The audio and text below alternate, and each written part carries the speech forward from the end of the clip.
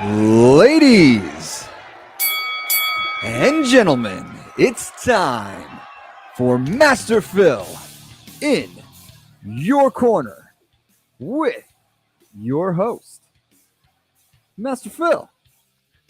All right. Greetings, everyone. Greetings. It's Master Phil here with Master Phil in your corner in rainy but warming up Wyckoff, New Jersey. Very true. Yeah. We're starting to break out of this Arctic weather that we've had lately. Yeah, roller coaster. It was like 19 degrees the other day in the Yes. morning. I mean, are you kidding me? Yeah, and then 2 days before that it was like 70. I know. It's like, what is going on? Then you wonder why 99% of the people are sick. Like, I got everybody sick in the house. It's crazy. I think even my dog is sneezing. So, we have a really cool show today. We're going to get into our the first in the series of the 5 pillars of strength. And what we do is we have experts in each of these areas of the 5 pillars of strength. Awesome. Yeah.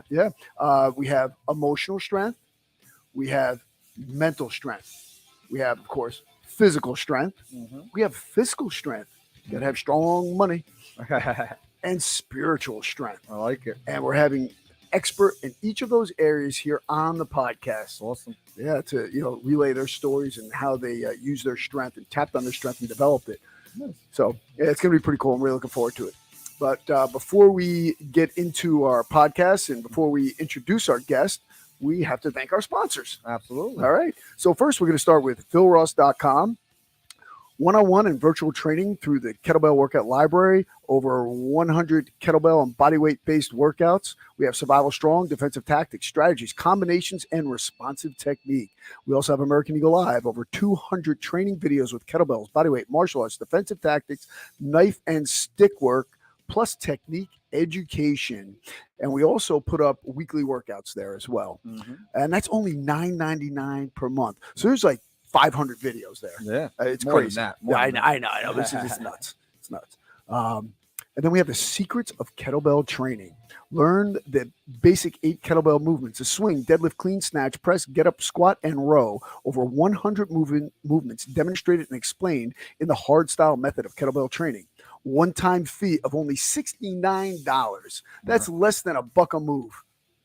Nice. And that gives you full access forever. Nice. Then we also have the Bodybell method, the world's only kettlebell bodyweight and dynamic tension certification based on a minimalist approach to strength, health, and fitness. The system is recognized by both ACE and NASM for continuing education credits and is listed on their respective sites. So the certifications are available in person and online.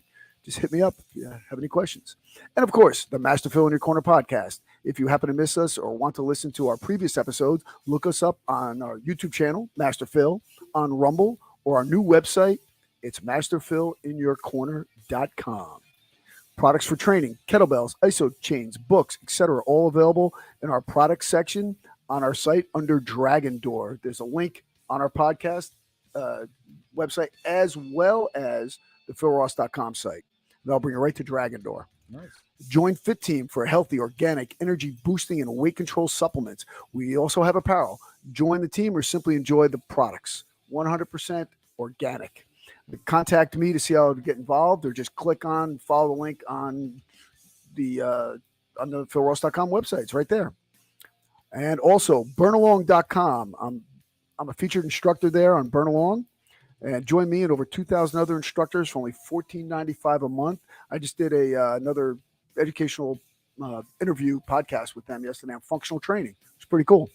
And then, of course, coming soon, Health is a Wealth. It's an interactive health, fitness, and wellness platform. Read blogs, watch videos, take surveys with medical, health, and educational professionals. It's all free. It's healthisawealth.com. It should be up tomorrow, 100%. You can look at it right now, but it's not quite where we want it yet. But by the end of the week, people should be able to register. And we're pretty psyched for that. So that's enough for our sponsors. If you want to be a sponsor, contact us. You can contact Master Phil, me, or Dougie Fresh Friedman, my sidekick and partner in crime over here. Absolutely. And we'll get you all signed up and ready to go. We also have a new advertising rundown for right there, Dougie Fresh, so we can kick that out to them. Yeah, absolutely. Absolutely. So Well, just want to let you know we're going to bring in our guest. This woman is a very special person. Okay, Mhm. and it's so befitting to have her doing the emotional strength because she's faced some adversity that none of us will ever face and could probably never imagine. And then having the wherewithal, having the emotional strength to be able to forge ahead and go into film, go into directing, go into production, go into being a model, all the, all of this, and she has a unique disability that she has overcome and just done some incredible things. Mhm. It's I can't give her justice in my presentation. We're going to have her speak to all of these things she's done. I mean, she's gotten Canadian Screen Awards, and what she's trying to do is through her inner strength be a beacon of hope to those with disabilities. And I mean, it's someone that's very admirable. I mean, like, look, we all go through hardships and things like that, but uh, this is uh, this is one amazing woman. And it's kind of good that we're ending up the month of the woman with an amazing woman here, and also to kick off our 5 pillars of strength. Yeah. Yeah, and she's going to talk about a couple things that she also has a new movie coming out. But well, I'll let her speak to that.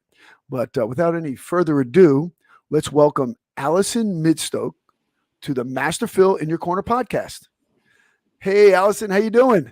I'm doing well, Master Phil. How are you? Oh, just great. Couldn't be better. Couldn't be better. So it's funny because it's 2022, Mhm. and you know we have a lot of things that we've gone through in the past couple of years. Pandemic, people, many people lost their jobs. A lot of people have dealt with a lot of mental strife, a lot of emotional issues. I mean, self harm among kids has, gone up 300%. Suicides have increased, drug use, alcohol abuse, all of these things. I mean, if there's a time that we need emotional strength, now is the time. And what better way for us to bring someone who has had to deal with certain things that none of us will have to deal with, but we can learn. Mhm. We can learn from people who've gone through situations like you have. So if you could just give us a little bit of a background on what you've been doing, where you come from, and where you're going, and tell Great, the audience. great. Well, first, thank you so much for allowing me to be on your show. So, I was diagnosed with a syndrome called Treacher-Collins syndrome, and I was adopted at 6 weeks old. I was raised in North Idaho. By the time I was 19 years old, I moved to San Francisco, California by myself. I lived in a big city, you know, trying to make it on my own. That's where I went to receive my bachelor's of fine arts, wanting to get into the industry, not film industry. At the time, I did not want to get into film because I did not Mhm. have the courage. Then I moved to New York, hoping to pursue my career in the fashion industry, arts, Mhm. work with different artists and trying to show a different perspective of beauty. My slogan is beauty is different and different is beauty. And it's a funny So story can, how I can fell we can we into film. can we roll back for a second because you brought up an important point. You said that you didn't have the courage to go in front of to do film or acting, but yet how did you get that courage? How did you get that emotional strength in order to start pursuing the modeling? Because you took a different angle on beauty, right? So how did you use that? I mean, it takes an incredible amount of strength and fortitude. That's a great question. When I was a little girl, I wanted to be an actress. But since Mhm. I had to go through a lot of changes and had a lot of surgeries. That really kind of cut down my self-esteem. And during the way, I fell back into it in film. It's just a funny story. But to answer your question, I would have to say God. I believe that God put me here on this planet to help inspire, educate, and help people that we can move in a positive direction. I think that we are going through a major transformation with a lot of changes. So that's why I still keep doing what I'm doing is because of God. So you're saying you got your emotional strength Yes. from your belief in God and belief in something that's higher than us, hmm I do. something that's bigger than all of us. hmm That's great. That's a great message to give to people because this is a time, especially during these times, we need to look to someone a little bit bigger and better than us, Yes. and they're that's a great thing to pull on God and your belief in God to get you through this. hmm It's funny because I've always said that strength is a choice, but so's weakness. I mean, you could have easily just said, "Oh gosh, here's how I look. This is what I do. I can't do this. I can't do that. I can't do the other thing." But it seems like you didn't say that. Yes, you had doubts. Everyone has doubts, hmm but yet you overcame those. Yes. So now, was it prayer? Was it just a feeling from God? Was it a combination? Was it just your strong belief system that gave you that courage? When I was a little girl, I made an oath to God. I believe that, it's my duty to go to walk on this path I'm meant to do with my life. Um, sure, there's doubts along the way. I doubted God. Is this, I've sacrificed a lot. I've put my life on line. I've taken a very difficult life. It's not easy moving to New York, sitting by myself, trying to work my way up and balancing two careers. It's very, very difficult. And Oh, especially when a pandemic came in, that was extremely difficult. Like you said, it had mhm. affected many people on many different levels, mentally, emotionally, spiritually. For me, it did affect me in 2021, but Mhm. what helped me move forward is, spend time in nature, take care of myself, and that's how I trying to stay strong is to nurture yourself and to continue to work on the relationship with God. Wow, that's amazing. That's amazing. So let me now. How old were you when you lived in Idaho? Which Oh, I'm going to assume I've been to Idaho a few times. It's probably a pretty small town, right? yes, I'm from Sandpoint, Idaho. So I moved Uh-huh, there about when I was 6 months old, and I was raised uh-huh. there about until I was 19. And then when did you move to New York?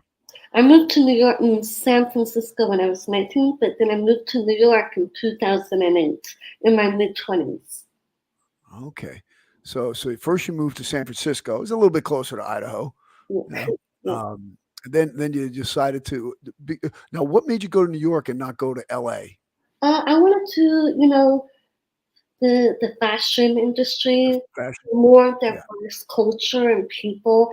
I'm more into diversity and culture. Mhm. Yeah, I noticed that you're into like you like tapping on the different groups and oh, well, New York is like a veritable melting pot, as we know. Yeah. You have every ethnic group you can imagine ever in one city. Um, so now, did you uh, did you learn things from these diverse groups that would help with your emotional strength? Yeah, absolutely. I have different types of friends in many different groups. I practice different, spiritual groups. Like before, I used to practice Buddhism because I wanted to Hmm. learn more about the practice, and I met some very interesting people in that practice. Uh, Hmm. I just love New York City. I've met some amazing, remarkable people that I would not have met in Idaho. No Yeah, offense, from Idaho. yeah. You have pretty much like it's very limited the amount of diverse backgrounds that you have in Idaho. Yeah, Yeah. I believe so. But there's a lot of opportunities in New York, and I also feel like, there's a lot of good employment opportunities for people with disabilities as well, which is why I moved to New York. So now, what was your first paid gig that you had in New York, and how'd you get it? Job or gig? Uh, Like, let's talk about both. what's that? Let's talk about both. Okay, so my first job, you're gonna laugh. Um, I worked at Department of Sanitation. I was making 10.50 an hour. I was a temp for 4 years, So and you're picking up garbage barrels? now I worked in the office. I was a Okay. temp, and trust me, I gotta say, it was one of the most difficult jobs I've ever had in my life. The people I've worked with came from extreme difficult backgrounds. It's Yeah. I've worked with people in welfare, and that Mhm. was the hardest thing I had to do in my life, working in that environment. And I asked God, God, why did you put me here? And a voice told me, it's because you need to prepare what's to come.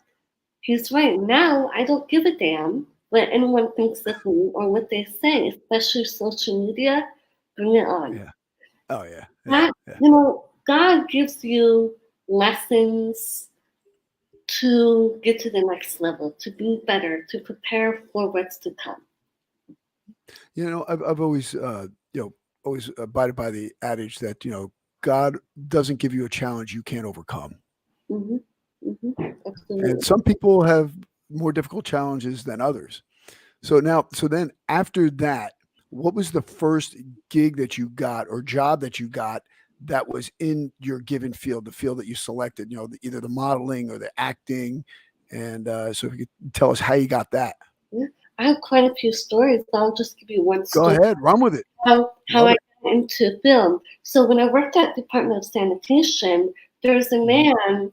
Um, he would come in weekly to help coach young men.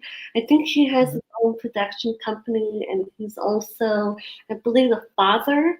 I forgot his name. This was so many years ago. When he saw Yeah. me, he told me, I have my own production company. I do short films on the side. I want to help you. So he gave me this really cool opportunity to W be able so to, you yeah, met him at the sanitation department. yes, yes, There you go. yes, That's why you had a job there.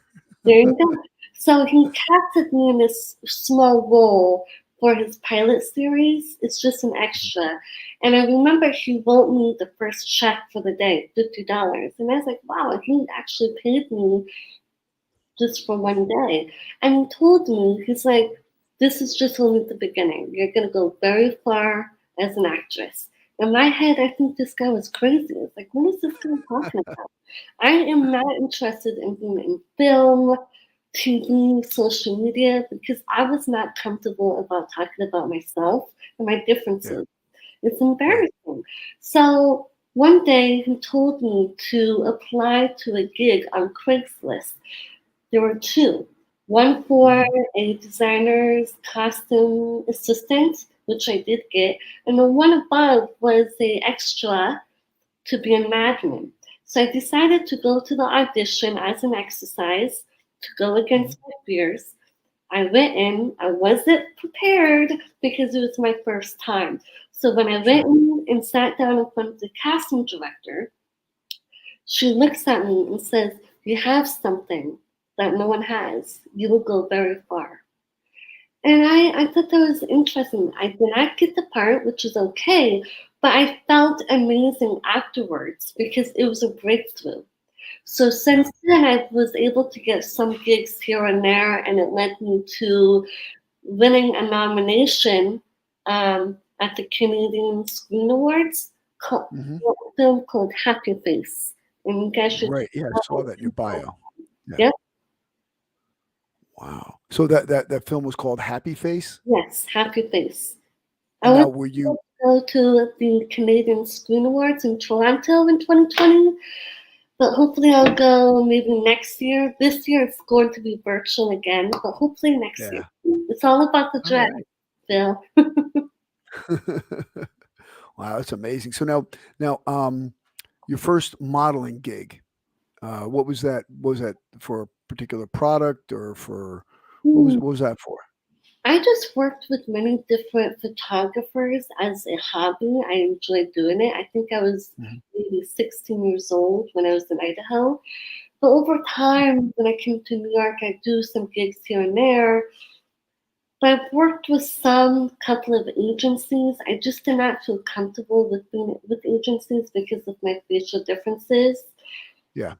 I just worked independently. I think a few years ago, I did a campaign for Colace. I was a signature hair model, which Hmm. is a great experience and fortunate. But I don't know, I've never really pursued my career as a model 100%. I've always done Mhm. gigs as independent, like a hobby, creating art. That's my thing. Yeah. So you just kind of dabbled in that. Yes. Yeah. Hmm. Do you have any projects coming up right now Yes. for film? Yes, I do. I All right. am currently working on a short film called Lady Bogey. It's a black and white film similar to Sin City. And Love there's, that movie. yeah, there's going to be, well, except my film, it's going to be a lot better. So check it out. All right. I have no doubt. Mhm. Um, there's going to be comics in the short film. And Mhm. the film is about a character, a woman who was scarred as a Mhm. child from a horrible criminal and who killed her family. And she prepares her own, her life for revenge. So it's a short film. So you guys should definitely check it out. So I'll be Oh yeah. making announcements on Instagram and my website soon, shortly. Great. Yeah, so we just, pulled a poster up here. For Hmm. those of you who are just listening, we have the poster, and it's a pretty cool looking poster. Yeah, very Sin City-ish.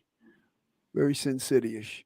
Um, so now and when do you anticipate the release of this film?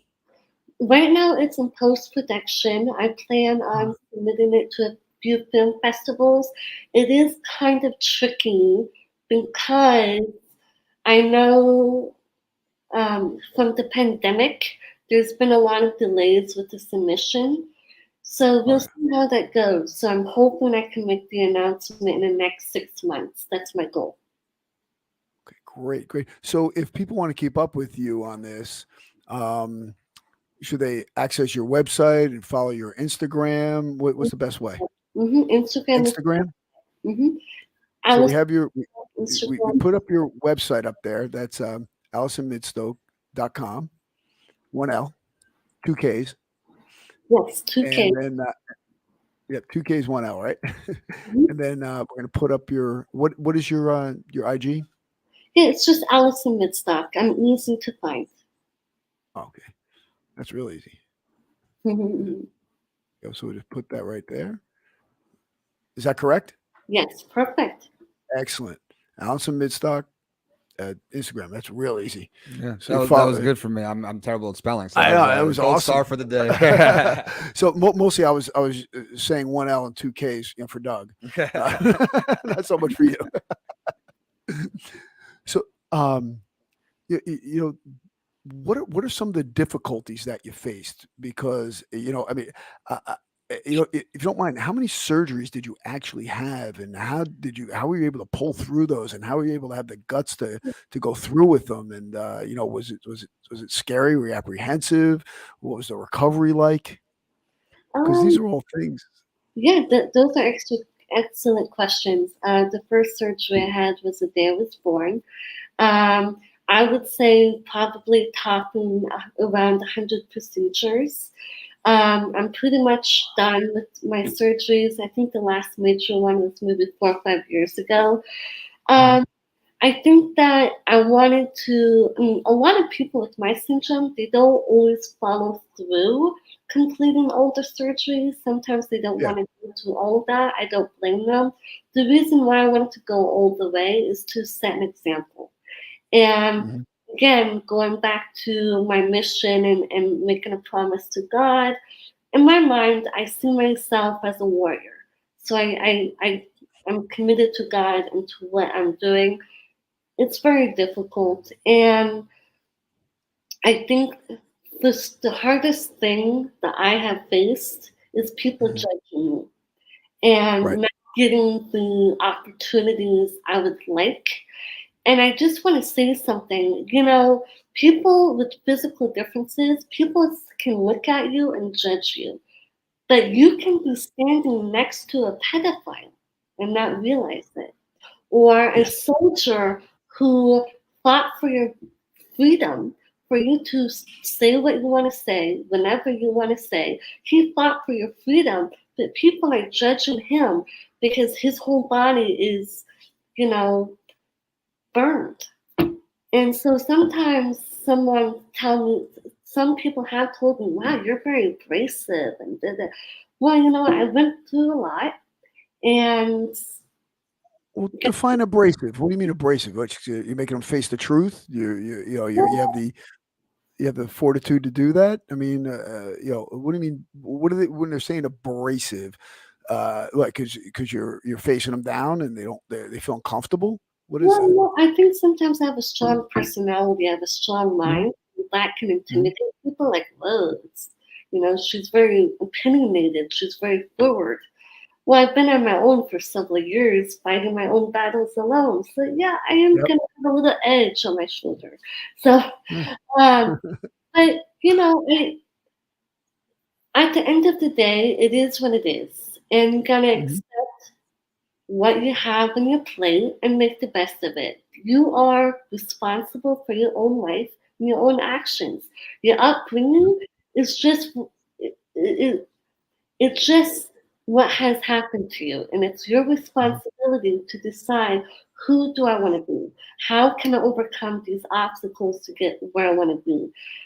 There's people out there who make excuses. Oh, well, I was poor, or my mother was abusive to me, or I didn't get these opportunities. Well, you know what? Like the old saying, when there's a setback, that means there's going to be more opportunities for you to come because you have more Mhm. obstacles to make you stronger to move forward. Get it? Yeah, yeah. That's I could not agree with you more. It's just that, when you're faced with this adversity, what are you gonna do? Are you going to use it as an excuse? You going to use it as a crutch? Or are you just going to grab the bull by the horns and throw it down?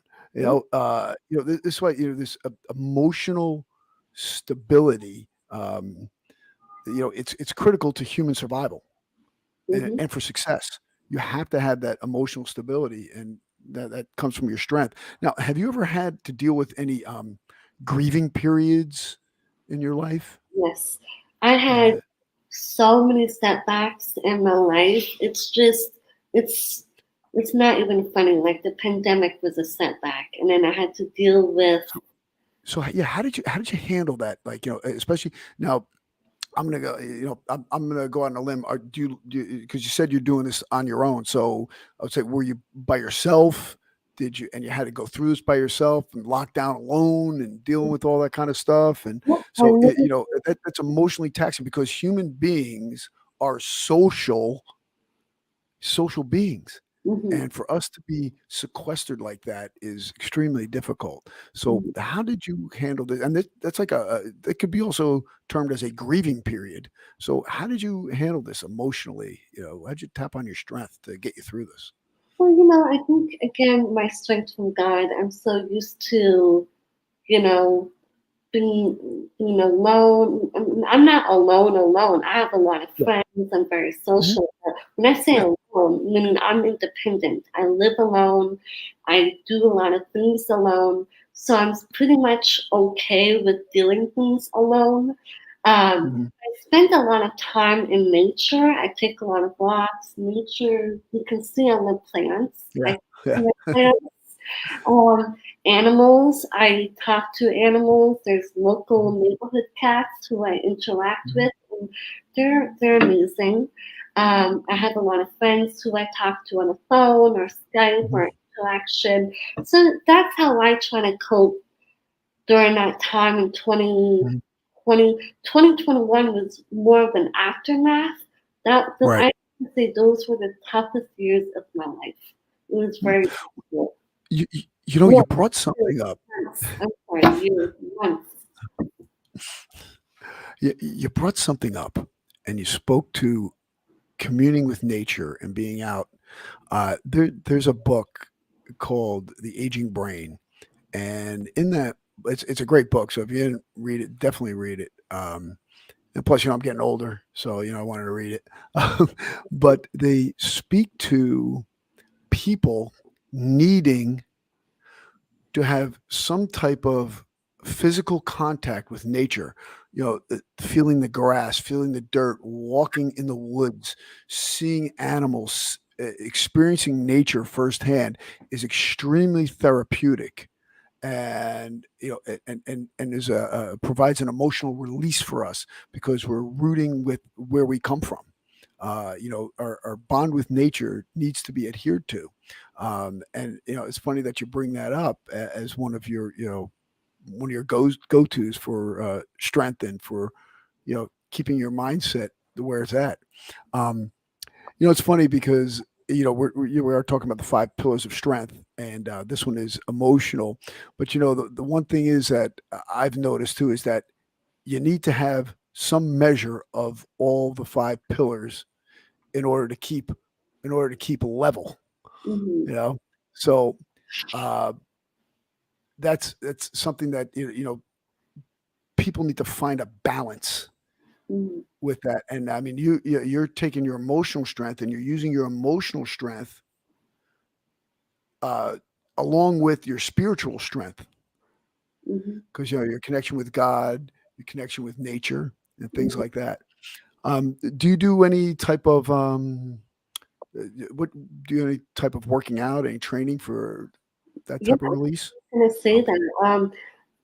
Fitness is another part of me being very focused. I think that when you exercise, it's good for your mind. It somehow, this. It Yeah. somehow releases, opens up We your blood veins, and it releases, Yeah, I. it releases the endorphins. Yeah, you have endorphins, and it also helps you modulate your serotonin levels in your brain, Mhm. which are great for your mood.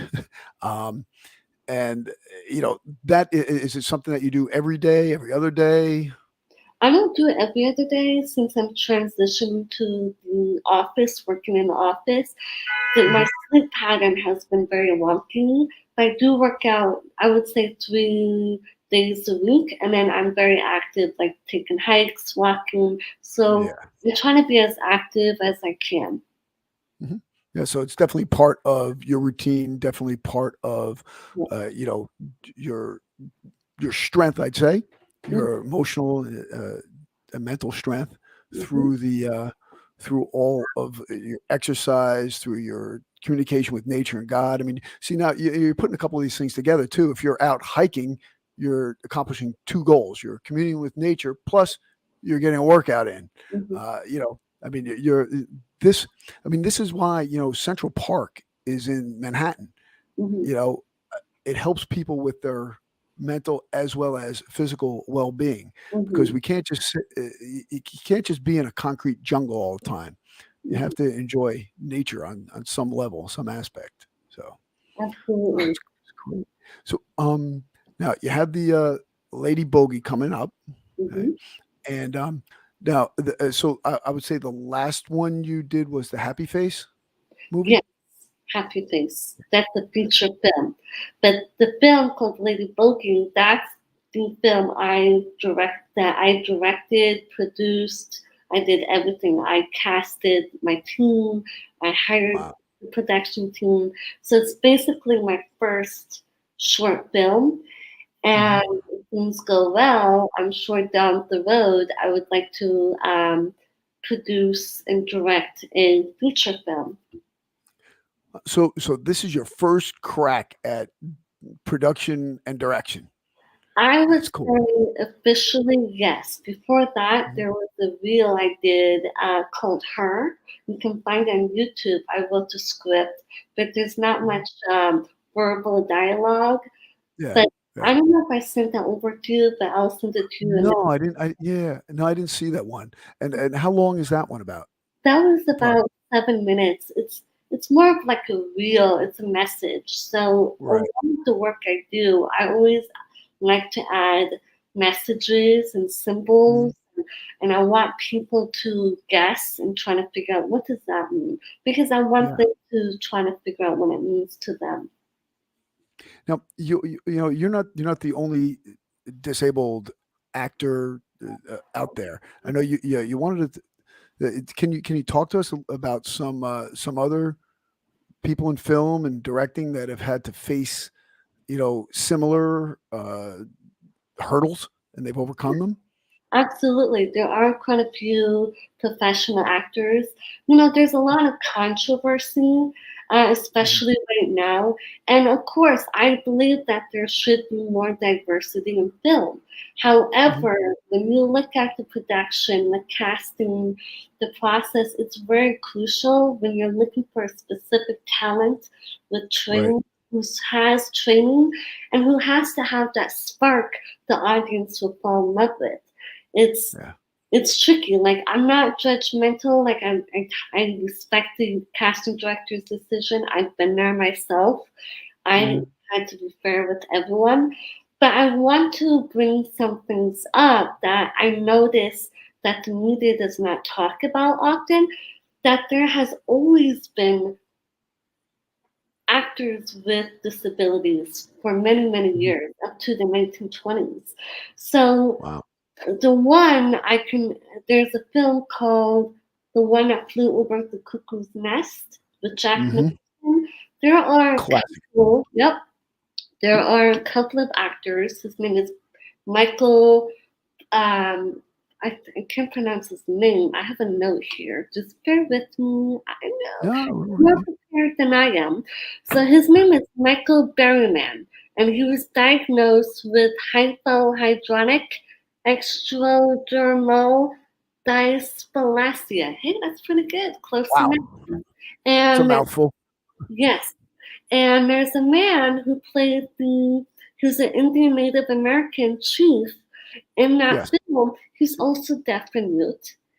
And then Oh, another actor who's well known, who has a similar syndrome as I do, who was well known in the 80s, 90s. His name is Vincent Schiavelli. He was diagnosed with Marfan syndrome. He was also in mhm. the movie Ghost with Patrick Swayze and Demi Moore. Yeah, yeah, Mhm. yeah. So there's been some controversy, such as Skyscraper, where The Rock played a character with the amputee or the witches. Yes.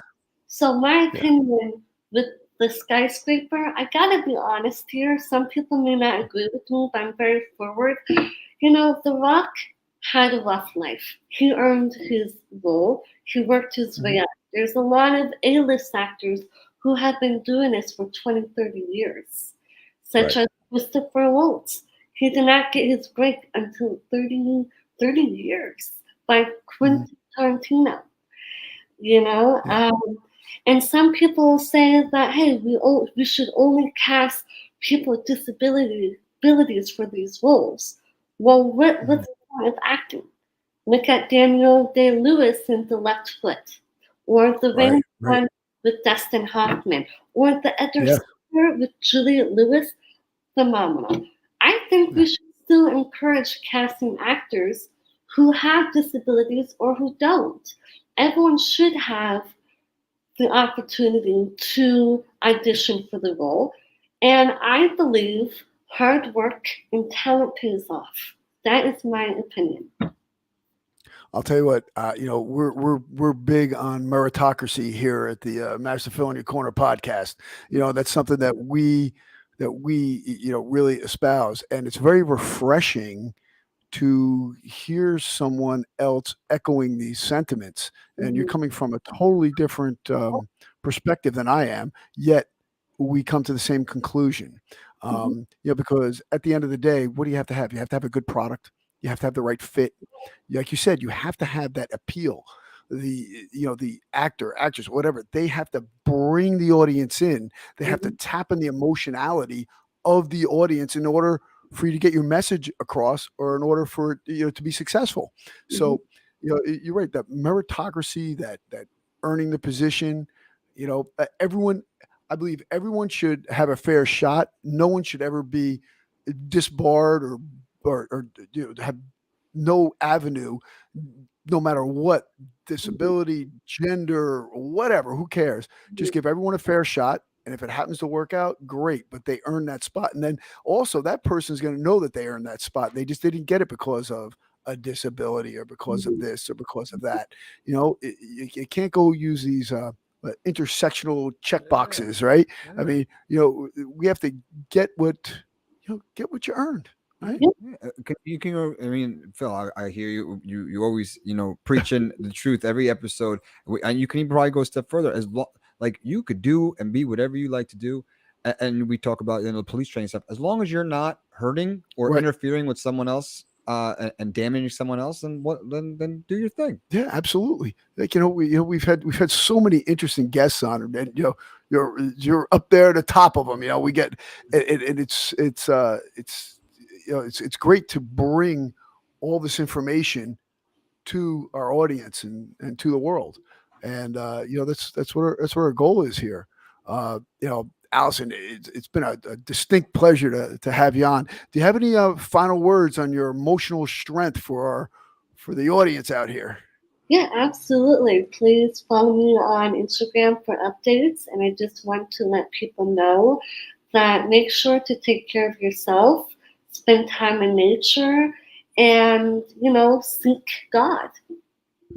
You know what? Those are some great words. Very simple, but it's so simple that most people don't even adhere to it. How many times people say, "Oh gosh, I don't have the time to work out. I don't have the time for this. I don't have the time for that." You know, and and then before they know it, they're 6 feet under, and they didn't have time to live. Mhm. You got to take care of yourself before you can take care of others. Yep, absolutely. Well, again, thank you very much. And this was a great episode. We look forward to seeing Lady Bogey. 6 months. I can't wait. Thank you. Bye. Bye bye. Good stuff. Great stuff, Phil. Yeah, yeah. Yeah, that's the Excellent. first pillar. I There love you it. go. I First love it. pillar strength done. Emotional strength. Absolutely. Does that wrap up today's That episode? wraps up the episode. Awesome. So All thank right. you guys for watching another episode of Master Phil in your corner. Strength and honor.